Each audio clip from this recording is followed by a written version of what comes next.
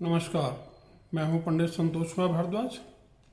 Hindutva channel में आपका स्वागत है। आज मैं आपके सामने परमात्म तत्व ब्रह्म ज्ञान के बारे में संक्षेप में बता रहा हूं। श्रीमद् भागवत गीता में बहुत विस्तार से इसका वर्णन है। सबसे पहले हम देखते हैं ज्ञान क्या है। किसी चीज को जानना, आसपास के वातावरण को समझना, ये ज्ञान है। और ज्ञान इसकी कोई सीमा नहीं है। जितना ग्रहण करो उतना कम है।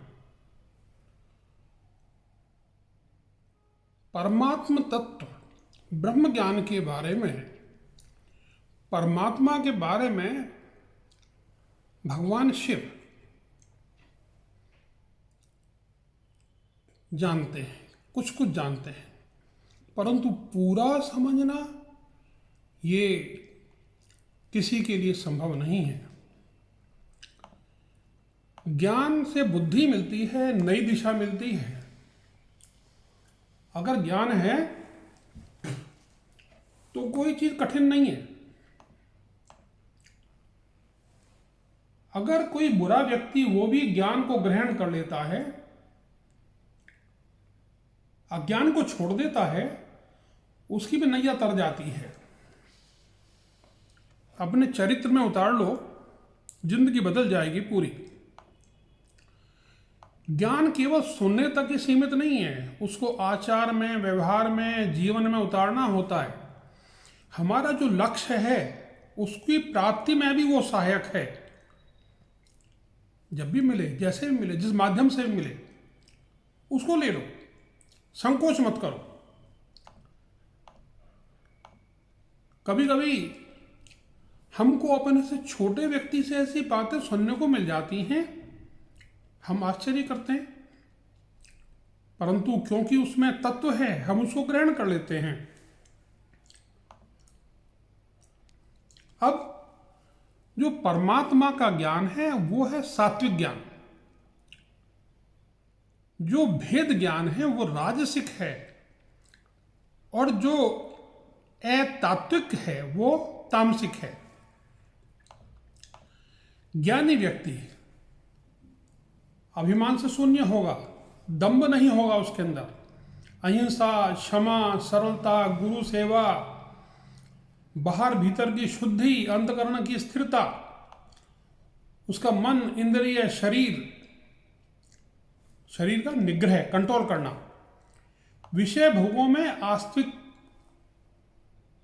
आस्तिकता का अभाव, अहंकार का न होना, जन्म, मृत्यु, जरा माने बुढ़ापा, और रोग, बीमारियां, इसमें जो दोष बार बार उत्पन्न होता है उसको ज्यादा विचार नहीं करना। हाँ, समाधान करो, दिमाग में हर वक्त बोझ मत बनाओ। पुत्र, स्त्री और ग्रह, इसमें अनासक्ति, ममता का अभाव, प्रिय और अप्रिय में एक समान रहना। थोड़ा सा मिल गया, ओ फूल के गुब्बारा हो गए, सुई चुभ गई, दर्द से चिल्लाने लगे। भाई, एक संतुलन बनाना है। संतुलन बना के चलोगे तो जीवन सरल हो जाएगा। अनासक्ति के लिए मैंने कहा, यह नहीं कहा कि अपने कर्तव्य का निर्वाह ना करो। पत्नी, पुत्र, पिता, माता, देश, समाज, इनके प्रति जो हमारी ड्यूटी है, जो हमारा कर्तव्य है, उसका पालन करना भी धर्म है। वो भी परमात्मा को प्राप्त करने का रास्ता है। अब आप देखेंगे कि कुछ लोग एकांत में रहते हैं, परमात्मा का स्मरण करते हैं, चिंतन करते हैं, आध्यात्मिक ज्ञान को प्राथमिकता देते हैं। तत्व ज्ञान स्वरूप परमेश्वर का चिंतन करते हैं, ये ज्ञान है। इसके अलावा जो भी कुछ है वह ज्ञान है। ज्ञान के बारे में अगर आपको जानना है तो विदुर नीति को भी आप देखिए, श्रीमद् भागवत को देखिए, भागवत गीता को देखिए। परमात्मा को कुछ लोग सूक्ष्म बुद्धि द्वारा, कुछ लोग ध्यान द्वारा अंतःकरण में देखते हैं, कुछ लोग सांख्य योग के द्वारा, कुछ लोग कर्म योग के द्वारा, और एक साधारण व्यक्ति कुछ ना जानते हुए भी ज्ञानी लोगों से सुनकर समझ लेता है, सीख लेता है।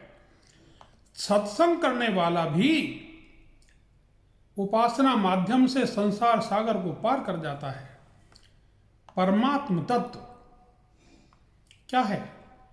अहम और अहंकार का त्याग करने वाला ऐसा व्यक्ति तत्व ज्ञान का अधिकारी है। हानि लाभ सुख दुख में समान भाग रखने वाला, भय से मुक्त परमात्मा को प्राप्त करने का अधिकारी है। काम क्रोध मद लोभ मोह स्वार्थ इनको त्यागने वाला परमात्म तत्व का अधिकारी है। जो तीर्थ यात्रा धर्म अनुष्ठान यज्ञ हवन पूजा पाठ स्वाध्याय करता है वो परमात्म तत्व का अधिकारी है।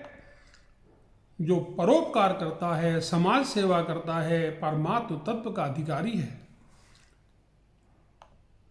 मानव जीवन का उद्देश्य उस चेतन को जानना है जो पूर्ण है, जिसका अंत नहीं है, जन्म मृत्यु से मुक्त है, जो जड़ भी है, चेतन भी है, शरीर भी है, बगैर शरीर के भी है, जिसका रूप है और रूप नहीं भी है। वो कौन है? साकार निराकार परब्रह्म परमेश्वर। आत्मा का परमात्मा में लीन होना ही मुक्ति है, यही मोक्ष है। मोक्ष माने पुनरागमन न होना। मानव जीवन का उद्देश्य यही तो है। हमको लगातार प्रयास करना है कि हम इन बंधनों से मुक्त होकर परमात्मा को प्राप्त कर लें। जिस व्यक्ति ने स्वयं को जान लिया है वो अपने अंदर मौजूद आत्मा रूप परमात्मा को भी समझता है, बंधन मुक्त है, ज्ञानी है, समदर्शी है, ब्रह्म में लीन है, वो समता को प्राप्त कर चुका है। स्त्री पुरुष, सोना चांदी मिट्टी पत्थर कीड़ा मकोड़ा, इनमें भेद नहीं करता, सबके अंदर परमात्मा का रूप देखता है। अपने धर्म का पालन करता है, वर्णाश्रम धर्म का पालन करता है, अपने कर्म कर्तव्य से दायित्व से कभी मुंह नहीं मोड़ता, ऐसा ही व्यक्ति ब्रह्म मार्ग का अनुयायी है। प्राणियों पर दया भाव रखने वाला, परोपकारी, परमात्मा को प्राप्त करने का अधिकारी है। जिसने मन इंद्रियों पे वाणी पे इच्छाओं पर काबू कर लिया है वो मोक्ष का अधिकारी है। त्यागी वैरागी संतुष्ट संतोषी आत्म संयमी आत्मदर्शी वो परमात्मा को प्राप्त करने का अधिकारी है। जो दुख सुख जन्म मृत्यु हानि लाभ समस्त प्राणियों में समता पाता है वो परमात्मा को प्राप्त करने का अधिकारी है। वह निर्लिप्त है, सत्यनिष्ठ है, उसने परमात्मा की शरण ग्रहण कर ली है। वो निर्द्वंद है, सेवानिष्ठ है, समाज सेवी है, परमात्मा है, परमार्थी है। माता पिता गुरु वृद्ध हीन दीन प्रताड़ित इनकी सेवा करता है, सहायता करता है, वही तो है परमात्मा तत्व का अनुयायी। अनाचार दुराचार अन्याय अत्याचार से दूर है, इनका मुकाबला करता है, धर्मनिष्ठ है। तत्व ज्ञान और अज्ञान इनका नाश एक बार हो जाए तो फिर पीछे नहीं जाती गाड़ी, बैक गियर नहीं लगता, ये हमेशा के लिए प्राप्त हो जाता है। तत्व ज्ञान की आवृत्ति नहीं होती, ज्ञान स्वतंत्र है, सतत है। बोध का अनादर तिरस्कार करने से असत को ग्रहण किया जाता है, असत को महत्व देने से विवेक चला जाता है। बोध एक बार और सदा के लिए होता है, एक बार ही होता है। और ध्यान रखिए, एक बार आप रास्ते पे निकल गए तो जन्म जन्मांतरों में धीरे धीरे धीरे धीरे जो पिछले कर्म हैं जो हमको बंधन में बांधने वाले हैं वो धीरे धीरे टूट जाएंगे, मुक्ति का मार्ग हमको मिल जाएगा, तत्व ज्ञान हो जाएगा तो मोह नहीं होगा। जगत में जो जीव हैं इनके अंतर्गत और जो जीव हैं वो परमात्मा के अंतर्गत हैं। साधक अपने जगत को अपने में देखता है और फिर स्वयं में परमात्मा को देखता है। आत्मज्ञान ज्ञान और परमात्म ज्ञान विज्ञान है। आत्मज्ञान निज आनंद है, परमात्म ज्ञान परमानंद है। और क्या होगा? अलौकिक निष्ठा से, भक्ति योग से जातक को परमात्म ज्ञान का अनुभव हो जाएगा। आत्मज्ञान से मुक्ति तो होगी ही, अहम और अहंकार भी नष्ट हो जाएगा और हम ब्रह्म को देखते हैं। ब्रह्म उसको पारमार्थिक कहा जाता है, जिसका कभी पूर्ण ज्ञान नहीं होता, जो नित्य है, जिसका ज्ञान होने से जगत का बोध हो जाता है और मुक्ति प्राप्त हो जाती है, वही तो ब्रह्म है। पर ब्रह्म क्या है? ये तत्व अनादि है, इसको परब्रह्म के नाम से जानते हैं। इसको प्राप्त करके मनुष्य अमृत स्वरूप परमात्मा को प्राप्त हो जाता है। उसे न सत कहा जाता है न असत, वह इन दोनों से विलक्षण है, अलग है। उसके सब होर, हाथ पैर, आँख, सिर, मुंह, कान हैं। वह संसार में सबको व्याप्त करके स्थित है। वह इंद्रियों से रहित होकर भी सब इंद्रियों को जानने वाला है, सबका भरण पोषण करता है, आसक्ति रहित है, गुणों का भोक्ता होकर भी निर्गुण है।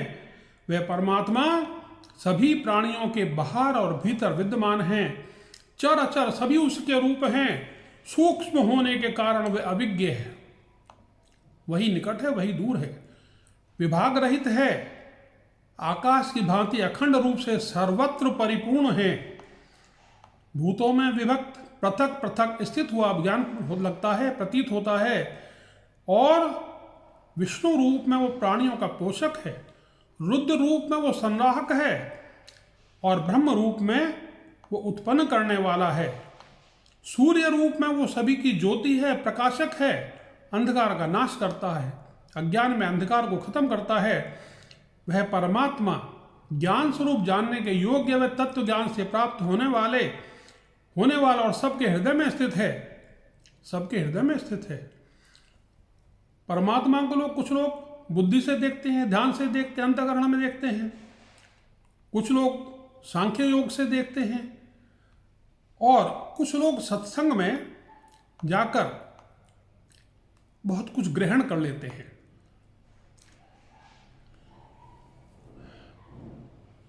सत्व गुण से ज्ञान, रजोगुण से लोभ, तमोगुण से प्रमाद, मोह और अज्ञान उत्पन्न होता है। और हम जानते हैं गुणों में गुण बरत रहे हैं। ऐसा जानकर जो स्थिर रहता है, अपनी स्थिति से विचलित नहीं होता, जो मान अपमान मित्र शत्रु पक्ष में समान भाव रखता है, जिसने कर्तव्य के अभिमान को त्याग दिया है, वह निर्गुण गुणातीत कहलाता है। जिसकी जड़ ऊपर परमात्मा, जिसकी शाखा नीचे ब्रह्मा जी, और उस संसार रूपी अश्वत्थ वृक्ष को अनादि रूप से प्रकट करने वाला अविनाशी है। वेद उसके पत्ते हैं। उस वृक्ष को यथार्थ रूप में जानने वाला ही वेद को जानता है। ब्रह्म ज्ञान का अधिकारी कौन है? जिसने अहम अहंकार का त्याग कर दिया है, हानि लाभ सुख दुख को समान देखता है, भय से मुक्त परमात्मा को प्राप्त करना चाहता है, काम क्रोध मद लोभ मोह को छोड़ दिया है, तीर्थ यात्रा धर्म हवन अनुष्ठान आदि करता है।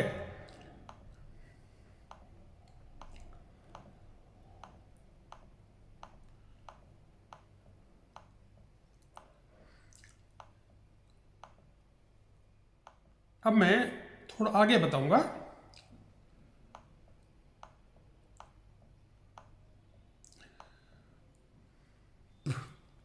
संपूर्ण संसार में आसक्ति का अभाव हो गया, यही योगी का गुण है। योग साधना एकमात्र अभिष्ट फल है। ब्रह्म एक है, ज्ञान स्वरूप निर्गुण है, वह बाह्य प्रवृत्तियों प्रकृति इंद्रियों द्वारा भ्रांतिवश शब्दादि धर्मों वाले विभिन्न पदार्थों के रूप में लग रहा है, दिख रहा है। जिस प्रकार एक ही ब्रह्म महत्व, वैकारिक, राजस और तामस 3 प्रकार का अहंकार, पंच महाभूत 11 इंद्रिय रूप में प्रकट हो गया है, वही स्वयं प्रकाश इनके संयोग से जीव कहलाया, और उस जीव का स्वरूप शरीर या ब्रह्मांड भी ब्रह्म स्वरूप ही तो है। ब्रह्म से ही इसकी उत्पत्ति हुई है। इसे ब्रह्म रूप में देख सकते हैं। जो श्रद्धा, भक्ति, वैराग्य निरंतर योगाभ्यास द्वारा, एकाग्र चित्त द्वारा, असंग बुद्धि से प्राप्त हो गया है, वही ब्रह्म है। इस ज्ञान के माध्यम से प्रकृति पुरुष इसके यथार्थ स्वरूप का बोध हो गया। निर्गुण ब्रह्म विषय ज्ञान योग, परमेश्वर के प्रति भक्ति योग का फल यही तो है। तत्व ज्ञान वेता ज्ञेय के भेद से अखंड अद्वितीय सच्चिदानंद स्वरूप को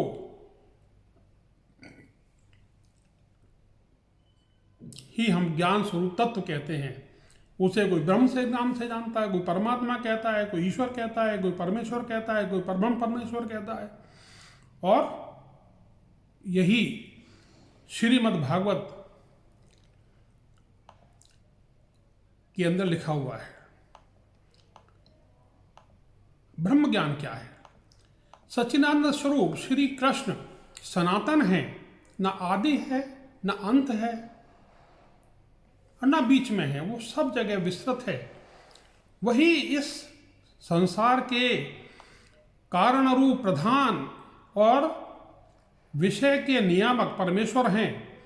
इस जगत के आधार, निर्माण, निर्माता, सामग्री और स्वामी भी वही हैं। उनकी क्रीड़ा के हेतु ही जगत का निर्माण हुआ है।